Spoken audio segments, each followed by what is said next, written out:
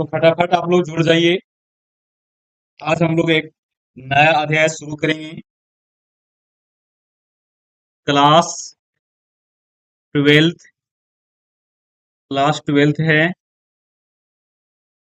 और सब्जेक्ट आपका फिजिक्स है। चैप्टर चैप्टर का नाम है ऑप्टिक्स। ऑप्टिक्स हिंदी में इसको कहेंगे प्रकाशिकी। क्या कहेंगे? प्रकाशिकी।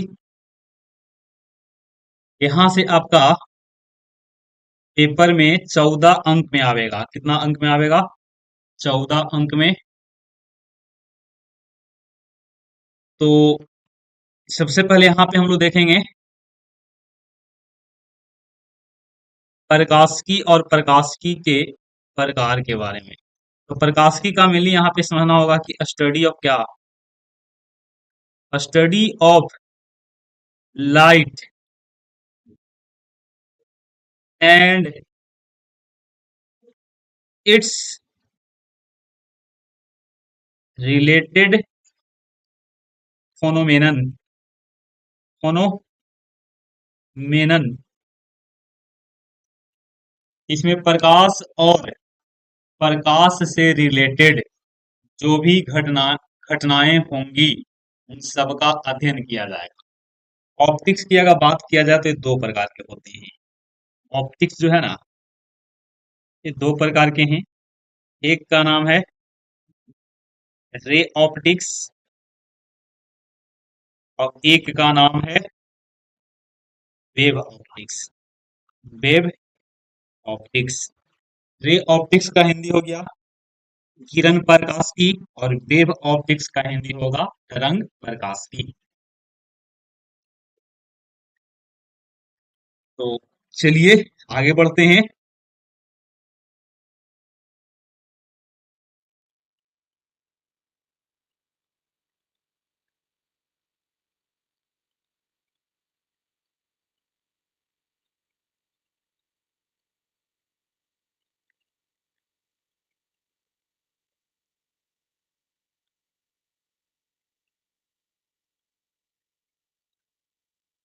ध्यान देंगे। चैनल पे पहली बार आए हो तो सबसे पहले चैनल को सब्सक्राइब कर लेना और वीडियो को अपने दोस्तों के साथ साझा कर देना। तो चलिए ध्यान देंगे।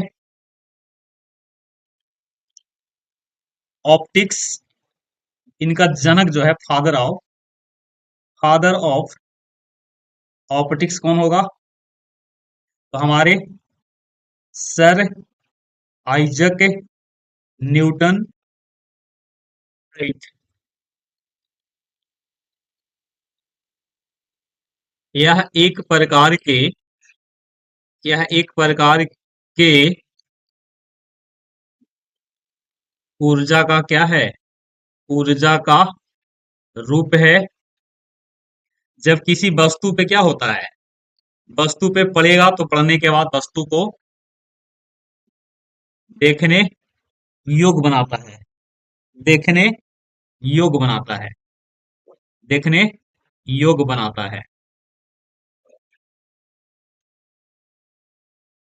लाइट एक प्रकार के ऊर्जा का रूप है। जब किसी वस्तु पे पड़ती है तो वस्तु को देखने योग्य बनाता है।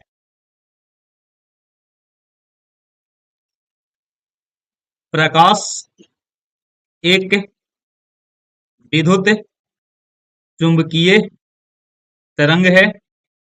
प्रकाश एक विद्युत चुंबकीय तरंग है जिसको संचरण के लिए किसी माध्यम की आवश्यकता नहीं होती है। प्रकाश आपको प्रकाश आपको एयर माध्यम में भी चलती है। प्रकाश आपका वैक्यूम मीडियम में भी चलेगा। प्रकाश आपका सॉलिड में भी चलेगा। प्रकाश आपका लिक्विड मीडियम में भी चलेगा। एयर आपका गैस में। देखिए, प्रकाश को यात्रा करने के लिए किसी भी प्रकार के माध्यम की आवश्यकता नहीं होती है। ये आपका निर्वात में भी ट्रेवल करता है। ये कहाँ ट्रेवल करता है? ये आपका निर्वात में भी ट्रेवल करेगा, ये आपका सॉलिड में भी ट्रेवल करता है, ये आपका लिक्विड में भी ट्रेवल करेगा, ये आपका गैस में भी ट्रेवल करता है। इसको यात्रा करने के लिए किसी विशेष माध्यम की आवश्यकता नहीं होती है, ये किसी भी माध्यम में यात्रा कर सकता है।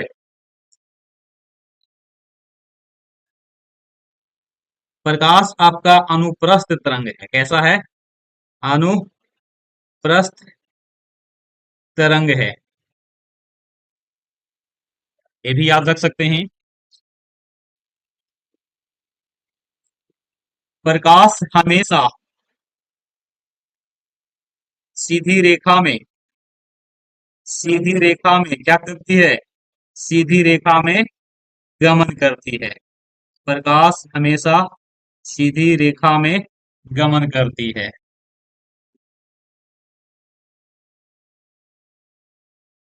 प्रकाश का चाल भिन्न भिन्न, भिन्न भिन्न माध्यमों में, माध्यमों में भिन्न भिन्न होता है, भिन्न भिन्न होता है। जैसे वैक्यूम में देख लीजिए, वैक्यूम यानी कि निर्वात में, निर्वात में ये आपका हो जाएगा 3 × 10⁸ मीटर पर सेकेंड। एयर में, एयर यानी कि हवा में, हवा में भी लगभग इतना ही मान लेंगे, 3 × 10⁸ मीटर पर सेकेंड। उसी प्रकार से वाटर में, वाटर यानी कि पानी में, पानी आपका लिक्विड है, 2.25 गुने 10⁸ 8 मीटर पर सेकेंड। कांच में, कांच में देखा जाए तो कांच में हो जाएगा 2.0 गुने 10⁸ 8 मीटर पर सेकेंड। हीरा, हीरा, डायमंड, डायमंड, डायमंड में प्रकाश की चाल 1.23 गुने 10⁸ 8 मीटर पर सेकेंड होता है।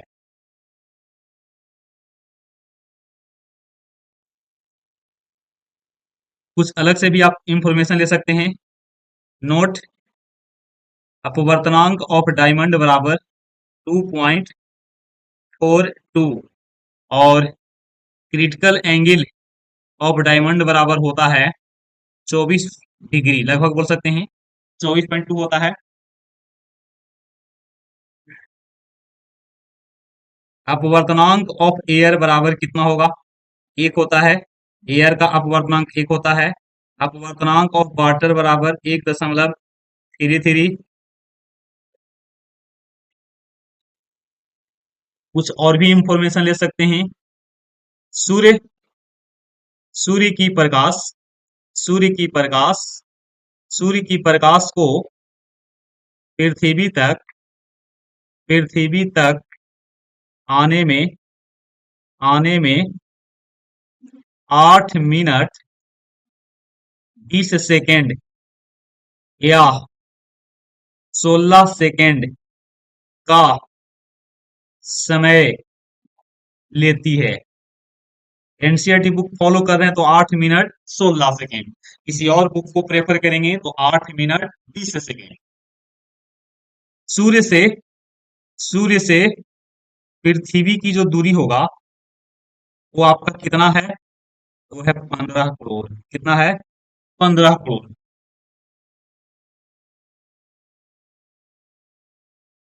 आगे बढ़ेंगे, ध्यान दीजिए।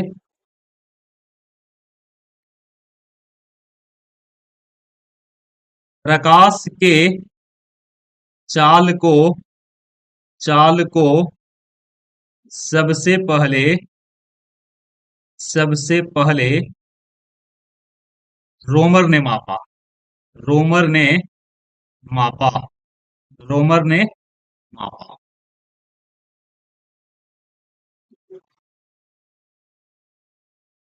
प्रकाश जो है सो दोहरी नेचर का है। प्रकाश की प्रकृति जो है कैसा है, ड्यूअल नेचर है, ड्यूअल नेचर, दोहरी प्रकृति का है, दोहरी प्रकृति का, दोहरी प्रकृति का क्या मतलब है?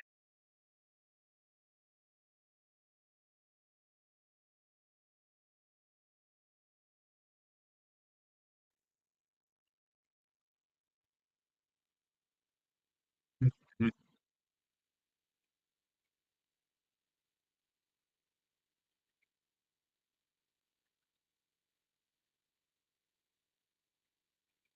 थोड़ा सा रुक जाइएगा।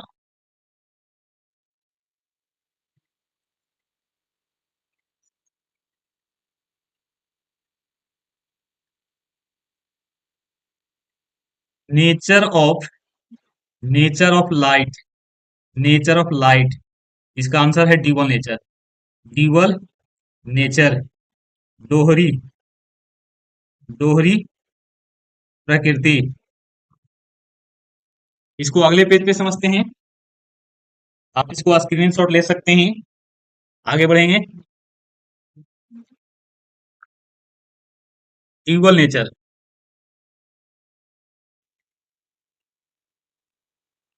दोहरी प्रकृति, दोहरी प्रकृति।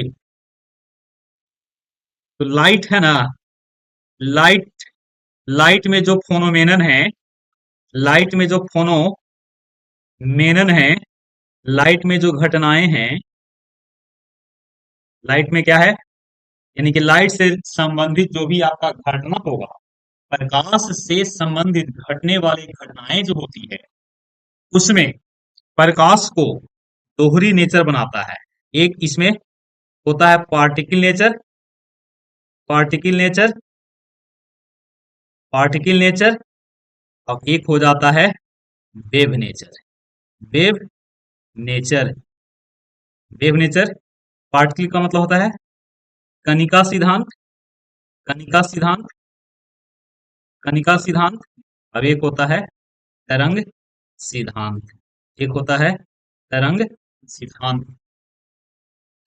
इसमें अगर यहाँ से ऑब्जेक्टिव बनेगा तो यहाँ से बन सकता है कि कणिका सिद्धांत को किसने प्रतिपादित किया। तो कणिका सिद्धांत को हमारे सर आइजक न्यूटन के द्वारा, जिनके द्वारा, सर आइजक न्यूटन, कणिका के लिए sir Isaac Newton, sir Isaac Newton को श्रेय जाता है। और इसके लिए high Huygens, Huygens, Huygens, Huygens, Huygens,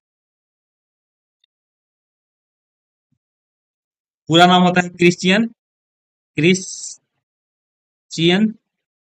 Huygens. देखिए, प्रकाश से संबंधित घटने वाले बहुत सारी घटनाएं ऐसे हैं जिनमें से कुछ घटनाओं को एक्सप्लेन करने के लिए प्रकाश को कण की तरह बिहेव करना पड़ता है, और कुछ घटनाओं को बिहेव करने के लिए, सॉरी, कुछ घटनाओं को एक्सप्लेन करने के लिए प्रकाश को वेव की तरह बिहेव करना पड़ता है। इसीलिए हम कहते हैं कि प्रकाश का नेचर कैसा है, तो प्रकाश का नेचर दोहरी प्रकृति का होता है। दोहरी प्रकृति का मतलब कि दुरंग नीति है, कुछ घटनाओं को एक्सप्लेन करेगा एज ए पार्टिकल, और कुछ घटनाओं को एक्सप्लेन करेगा एज ए वेव। मतलब कुछ घटनाओं में कण के रूप में बिहेव करेगा और कुछ घटनाओं में तरंग के रूप में बिहेव करेगा, और तब जाकर के लाइट से रिलेटेड जितने भी प्रकार के घटनाएं होंगे उन सबका एक्सप्लेनेशन कर देता है। तो हम कहते हैं कि light have dual in nature, light have dual in nature. Light का नेचर कैसा है, तो ड्यूअल है। इस बात को आप याद रख सकते हैं। वेव नेचर किसने दिया, तो वेव नेचर देने वाले हमारे कौन है, क्रिश्चियन हाइगेंस। और पार्टिकल नेचर को किसने दिया, ये है हमारे सर आइजक न्यूटन जी। कौन है, सर आइजक न्यूटन जी। आइए पहिलका पेज पे हम लोग क्या कर लेते हैं, रिवाइज कर लेते हैं। निर्वात में प्रकाश की चाल कितना, 3 × 10⁸ मीटर पर सेकेंड। हवा में भी उतना ही होता है। अगर निर्वात और हवा में पूछ दिया जाए कि किसमें अधिक होगा, तो आपका राइट आंसर होगा निर्वात में। पानी में कितना, तो 2.25 लाख किलोमीटर पर सेकेंड, यानी कि 2.25 × 10⁻8 मीटर पर सेकेंड। कांच में 2 × 10⁻8 मीटर पर सेकेंड। हीरा में 1.23 × 10⁻8 मीटर पर सेकेंड। यहाँ पे हम देखे हैं reflective index of diamond 2.42, critical angle of diamond 24 degree.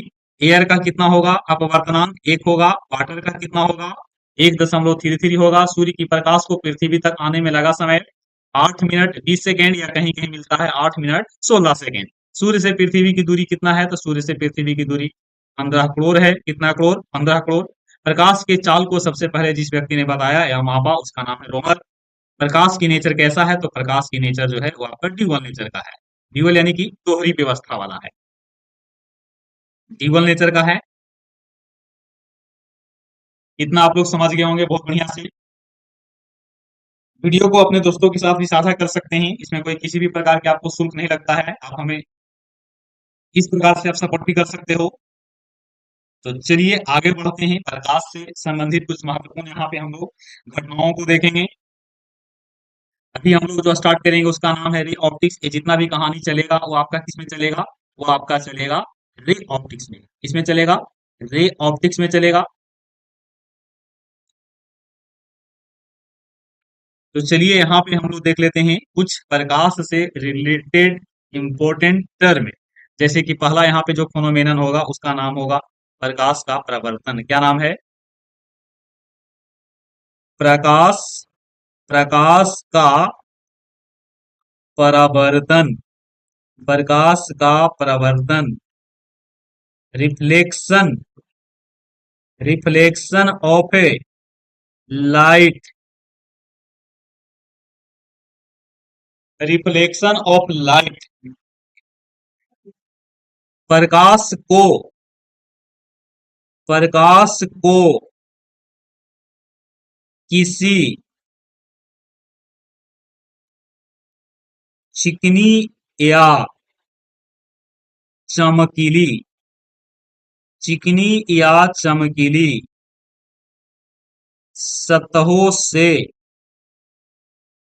सतहों से टकराकर उसी दिशा, यहाँ पे आप माध्यम भी समझ सकते हैं, माध्यम भी रहेगा तो माध्यम हो जाएगा, उसी दिशा में वापस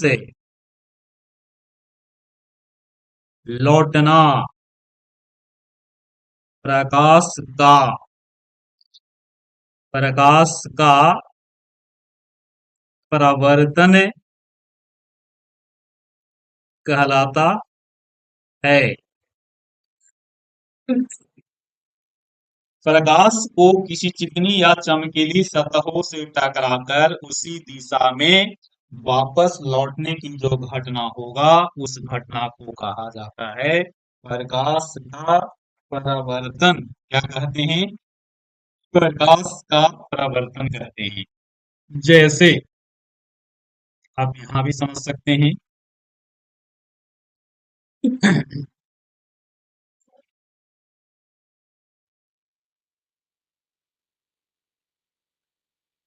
इस प्रकार से आप देख लीजिए।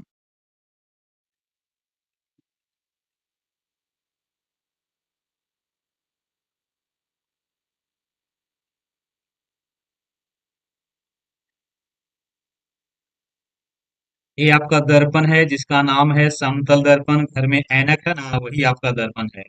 और कौन सा दर्पण है, समतल,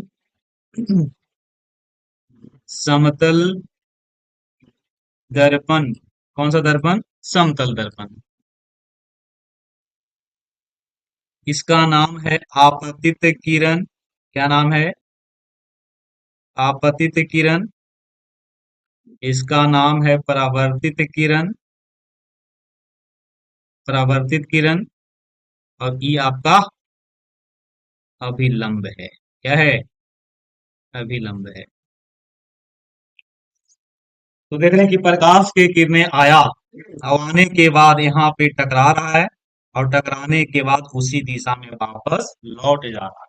इस प्रकार की घटना को हम लोग कहते हैं प्रकाश का परावर्तन। इसमें कुछ महत्वपूर्ण हम लोग तथ्य को भी जान लेते हैं। जैसे इसमें आपका पहला है क्या, आपतित किरण। क्या है? आपतित किरण।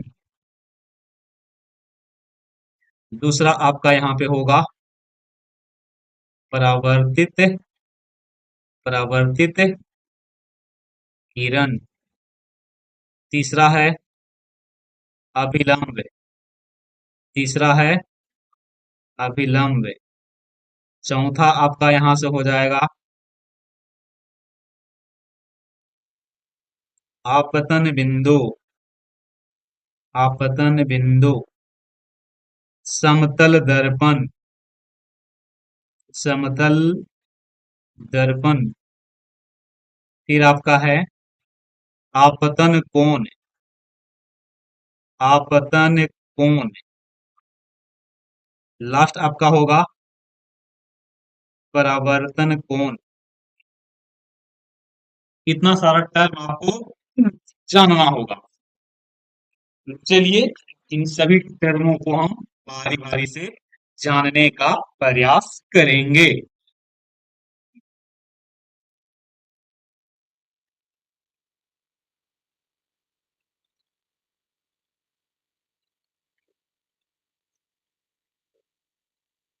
पहला आपका हो जाएगा आपतित किरण। पहला का नाम है आपतित किरण।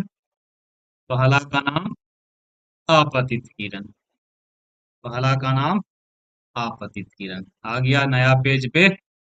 इसको हम लोग समझते हैं। इसको कहा जाएगा point of incident, point of incident. दर्पण पर पड़ने वाली, दर्पण पे पड़ने वाली किरणों को, किरणों को आपतित, आपतित किरण कहते हैं। उसके बाद आपका है परावर्तित किरण। क्या है? परावर्तित किरण।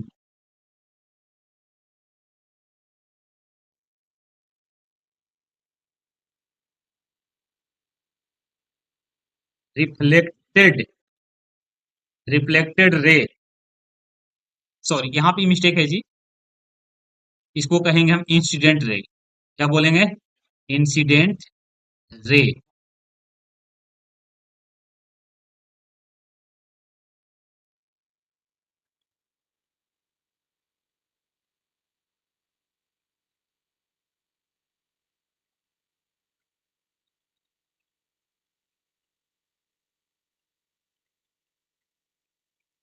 Incident ray.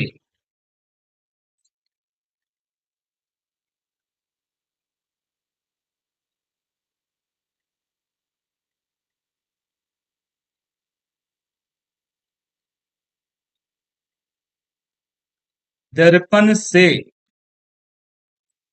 टकरा कर वापस लौटने वाली किरण को, किरण को परावर्तित, परावर्तित किरण कहा जाता है। क्या कहते हैं? उसी प्रकार से अगला पॉइंट क्या है? अभिलंब, अभिलंब।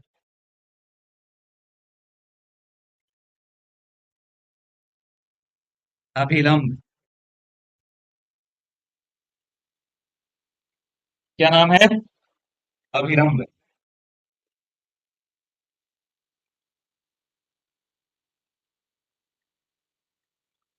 अभिलंब। इसको कहते हैं नॉर्मल, नॉर्मल। दर्पण के आपतन, आपतन बिंदु पर डाला गया, डाला गया लंब अभिलंब कहलाता है। डाला गया लंब अभिलंब कहलाता है। इतना आप लोग समझते होंगे। 10th क्लास में भी आप लोगों ने पढ़ा होगा। ठीक है, आगे देखते हैं।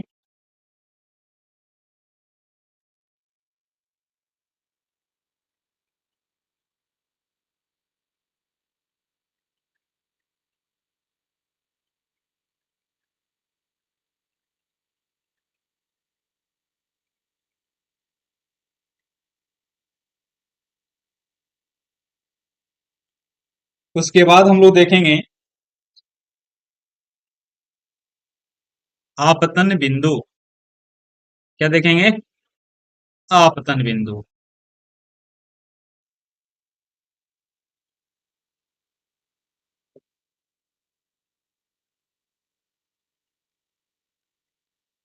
आपतन बिंदु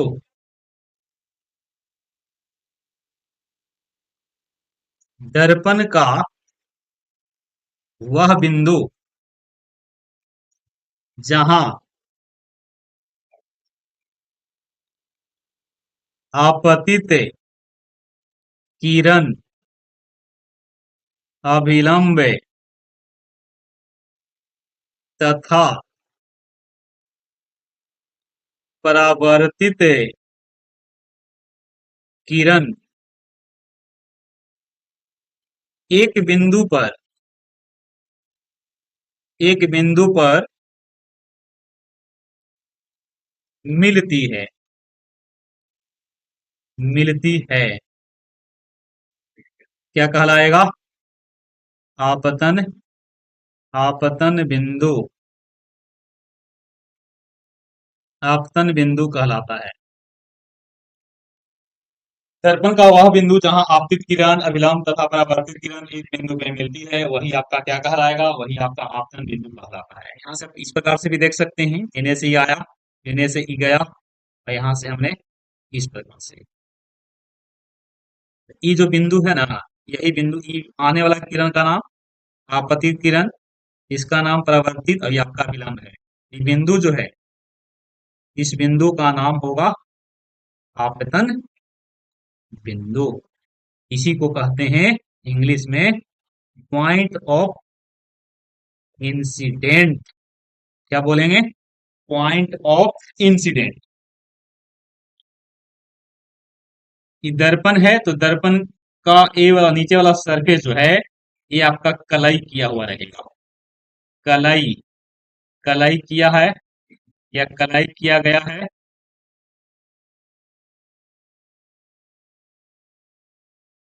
अब ई वाला जो है, इसका नाम है परावर्तक सतह। कौन सा सतह?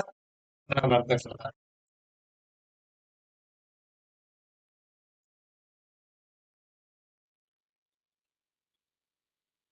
इतना आप लोग समझते होंगे। यहाँ पे कोण बना है, इसका नाम है आपतन कोण, इसका नाम है परावर्तन कोण।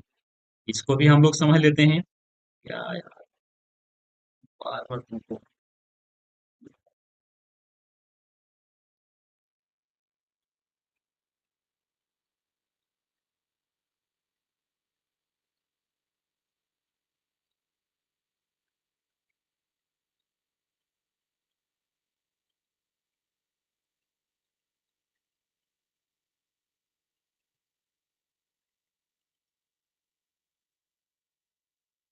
चलिए,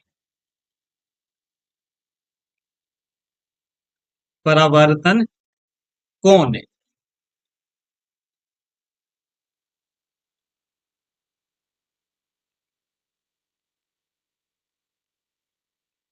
आपतित किरण एवं अभिलंब अभिलंब के बीच अभिलंब के बीच बना कोण बना कोण परावर्तन कोण कहलाता है। परावर्तन कोण कहलाता है। इसे आई द्वारा सूचित किया जाता है। आई द्वारा सूचित किया जाता है। आपतित किरण और अभिलंब के बीच में जो कोण बना है उस कोण का नाम आपतन।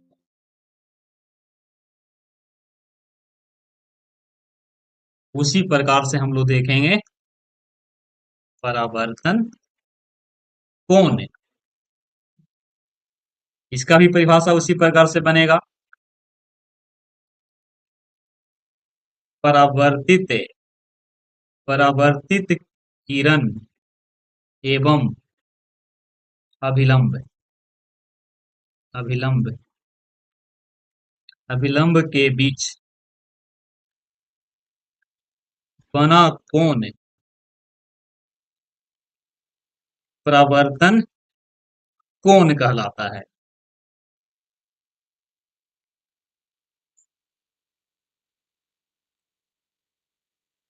इसे आर द्वारा सूचित किया जाता है। सूचित किया जाता है।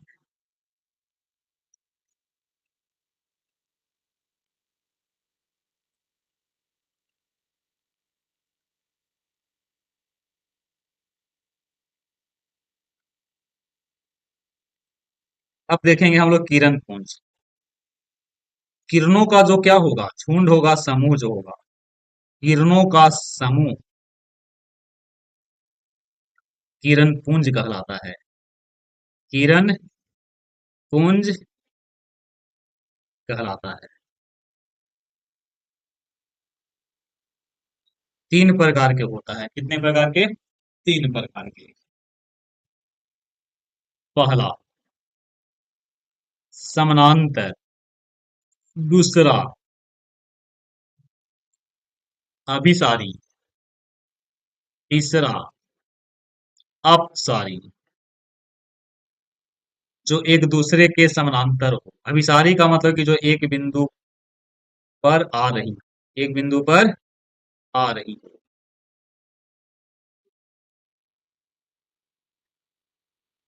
और अपसारी का मतलब है कि जो एक बिंदु से फैलता हो। अपसारी का मतलब है कि जो एक बिंदु से क्या हो रहा होगा, एक बिंदु से फैल रहा होगा। देखो ऐसे, ठीक है, इस प्रकार से।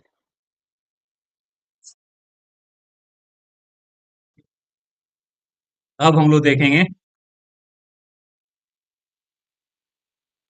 प्रकाश का प्रकाश का प्रवर्तन के नियम। तो प्रकाश के प्रवर्तन का दो नियम है। पहला पहला नियम, आपतित किरण, आपतित किरण, परावर्तित किरण तथा अभिलंब, ये तीनों एक ही तल में होता है। एक ही तल में होगा, कि इसका कथन है। आपतित किरण, परावर्तित किरण तथा अभिलंब तीनों दर्पण के एक ही तल में होते हैं। दूसरा नियम, आपतन कोण का मान प्रवर्तन कोण के मान के बराबर होता है।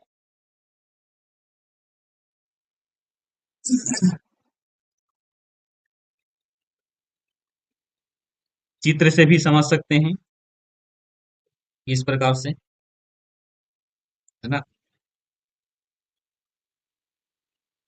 ये आपतन बिंदु है, परावर्तित किरण, आपतित किरण, और ये आपका अभिलंब है। ये वाला कोण आपतन कोण, ये वाला कोण परावर्तन कोण, ये वाला आई तो ये वाला आर, तो आई बराबर आर। छोटका आर भी लिख सकते हैं आप, छोटका आर भी लिख सकते हैं, छोटका आर भी लिख सकते हैं। देखिए तीनों किरणें एक ही बिंदु पे मिला है और आपतन कोण परावर्तन कोण के बराबर होते हैं।